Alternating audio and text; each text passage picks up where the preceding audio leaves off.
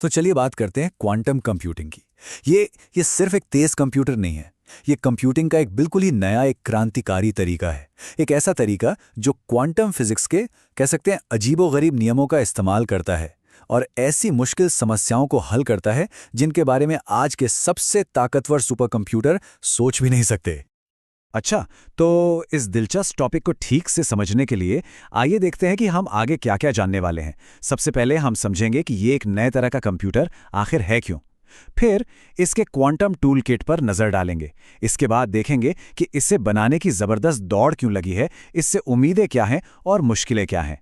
और आखिर में हम बात करेंगे उस ग्लोबल रेस की जो क्वांटम को लेकर पूरी दुनिया में छिड़ी हुई है। तो शुरू करते हैं पहले हिस्से से, एक नए तरह का कंप्यूटर।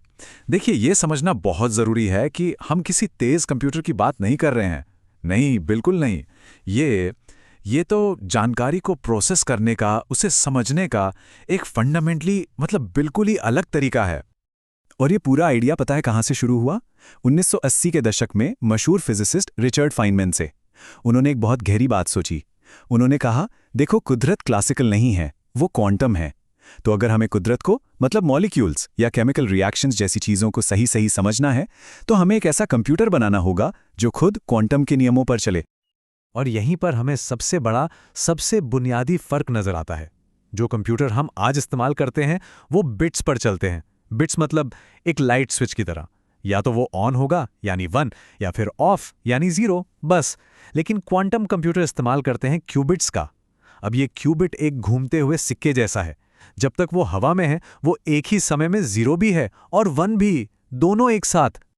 तो सवाल ये उठता है कि आखिर ये क्यूबिट्स ऐसा कमाल करते कैसे हैं? यहीं पर एंट्री होती है क्वांटम मैकेनिक्स के कुछ बहुत ही अजीब लेकिन बेहद शक्तिशाली सिद्धांतों की, और यही है इसका असली क्वांटम टूल किट। तो टूलकिट का पहला और सबसे जरूरी हिस्सा है खुद क्यूबिट। जैसा हमने अभी बात की, ये क्वांटम इंफॉर्मेशन की सबसे छोटी इकाई है। इसे आप क्लासिकल बिट का एक सुपर पावर वाला वर्जन मान सकते हैं। और इसकी सबसे पहली सुपर पावर है सुपरपोजिशन। इसका मतलब है कि एक क्यूबिट एक ही वक्त में कई स्टेट्स में रह सकता है, 0 भी, 1 भी और दोनों के बीच में भी, जब तक उसे नापा ना जाए। इसी कमाल की वजह से एक क्वांटम कंप्यूटर एक साथ बहुत सारे कैलकुलेशंस एक्सप्लोर कर सकता है, जो क्लासिकल कंप्यूटर के लिए नामुमकिन है। और फिर आता है इंटेंगलमेंट। ये क्वांटम दुनिया का शायद सबसे रहस्यमय कंसेप्ट है। आइंस्टाइन ने इसे spooky action at a distance कहा था।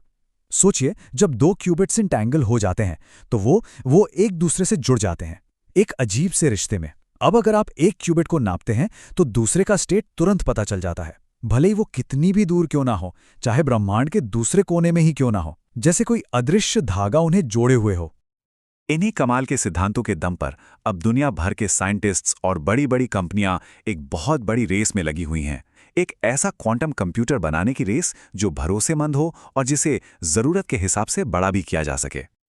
और दिलचस्प बात यह है कि इस रेस में सब अलग अलग रास्ते अपना रहे हैं। जैसे सुपर कंडक्टिंग क्यूबिट्स जो गूगल और IBM इस्तेमाल करते हैं, वो बहुत तेज हैं पर बहुत नाजुक भी। थोड़ी सी भी गड़बड़ हुई और सारा खेल खत्म। दूसरी तरफ है ट्रैप्ड आयन। ये बहुत स्टेबल, बहुत भरोसेमंद है, लेकिन काम थोड़ा धीरे करते हैं। और फिर फोटोनिक्स भी है जो रूम टेम्परेचर पर काम कर सकता है, लेकिन उसकी अपनी अलग मुश्किलें हैं। तो हर टेक्नोलॉजी के अपने फायदे और नुकसान हैं। तो ये दौड़ इतनी जोरों पर क्यों है? क्योंकि अगर ये कंप्यूटर बन गए तो इनसे मिलने वाले फायदे बहुत बहुत बड़े हैं, लेकिन रास्ते में जो मुश्किलें हैं वो भी उतनी ही बड़ी हैं। उम्मीदें तो सच में दुनिया बदल देने वाली हैं। सोचिए, हम मॉलिक्यूल्स को सिमुलेट करके नई नई दवाइयां और मटेरियल्स बना पाएंगे। शोर्स एल्गोरिथम का इस्तेमाल करके आज के सबसे मजबूत एन्क्रिप्शन को तोड़ा जा सकेगा। ग्रोवर्स एल्गोरिथम से बहुत बड़े डेटाबेस को पलक झपकते ही सर्च किया जा सकेगा और दुनिया की सबसे उलझी हुई समस्याओं को भी सुलझाया जा सकेगा। लेकिन इन सारी उम्मीदों के बीच एक बहुत बड़ी, शायद सबसे बड़ी मुश्किल खड़ी है, और उसका नाम है डीकोहेरेंस। ये एक तरह से क्वांटम कंप्यूटिंग का सबसे बड़ा दुश्मन है। होता क्या है कि क्यूबिट्स बहुत ही नाजुक होते हैं। अपने आसपास के माहौल में जरा सी भी हलचल, जैसे गर्मी या कोई वाइब्रेशन, उनकी क्वांटम स्टेट को बिगाड़ लेती है। और जैसे ही ऐसा होता है, कैलकुलेशन में गलतियां होने लगती हैं। और इस डीकोहेरेंस से लड़ना बहुत महंगा पड़ता है। प्रॉब्लम इतनी बड़ी है कि एक सही भरोसेमंद क्यूबिट बनाने के लिए, जिसे हम लॉजिकल क्यूबिट कहते हैं, हमें हजारों की तादाद में ऐसे फिजिकल क्यूबिट्स को एक साथ लाना पड़ता है जिनमें गलतियां होने का खतरा रहता है। ये हजारों क्यूबिट्स मिलकर एक क्यूबिट का काम ठीक से कर पाते हैं। ये आज के समय की सबसे बड़ी इंजीनियरिंग चुनौतियों में से एक है। लेकिन इन मुश्किलों के बावजूद ये रेस धीमी नहीं पड़ी है, बल्कि ये और तेज हो गई है। अब ये सिर्फ कंपनियों की नहीं, बल्कि दुनिया भर के देशों की रेस बन चुकी है, एक ग्लोबल क्वांटम रेस। अगर हम पिछले कुछ सालों को देखें तो बहुत कुछ हुआ है। 1994 में शोर्स एल्गोरिथम आया, जिसने दिखाया कि क्वांटम कंप्यूटर एन्क्रिप्शन तोड़ सकते हैं। फिर 2019 में गूगल ने क्वांटम सुप्रीमेसी का दावा किया।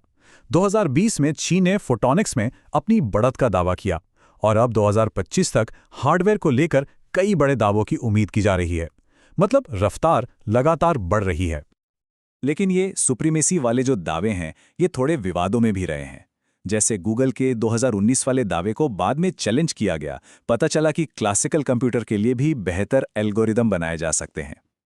इससे एक बात तो साफ होती है कि ये साबित करना बहुत मुश्किल है कि क्वांटम को सच में कोई फायदा हुआ है, क्योंकि क्लासिकल कंप्यूटर भी लगातार बेहतर होते जा रहे हैं। और इस पूरी रेस के पीछे है बहुत सारा पैसा। एक अंदाजे के मुताबिक 2025 तक दुनिया भर में सरकारों और प्राइवेट कंपनियों ने मिलकर इस फील्ड में $40 बिलियन से भी ज्यादा का निवेश किया है। ये एक बहुत बड़ी रकम है, जो दिखाती है कि दांव पर कितना कुछ लगा है। तो अब ये सिर्फ एक साइंटिफिक रेस नहीं रह गई है, ये एक जियोपॉलिटिकल यानी भू राजनीतिक दौड़ बन चुकी है। हर बड़ा देश क्वांटम टेक्नोलॉजी को अपनी नेशनल सिक्योरिटी और आर्थिक तरक्की के लिए ज़रूरी मान रहा है, और इसी वजह से अमेरिका ने चीन को क्वांटम टेक्नोलॉजी के एक्सपोर्ट पर रोक लगा दी है, और चीन अपनी खुद की सप्लाई चेन बनाने में जी जान से जुटा है। ये आर्थिक और सैनिक दोनों तरह की बढ़त की लड़ाई है। तो हम आज एक बहुत ही अहम मोड़ पर खड़े हैं। ये एक टेक्नोलॉजिकल मैराथन है, एक लंबी दौड़, जिसके आखिर में हमारी दुनिया पूरी तरह बदल सकती है। तो अब सवाल सिर्फ ये नहीं है कि क्या हम एक काम का क्वांटम कंप्यूटर बना पाएंगे। असली सवाल ये है कि जब हम उसे बना लेंगे तो वो हमारे लिए कैसी दुनिया बनाएगा।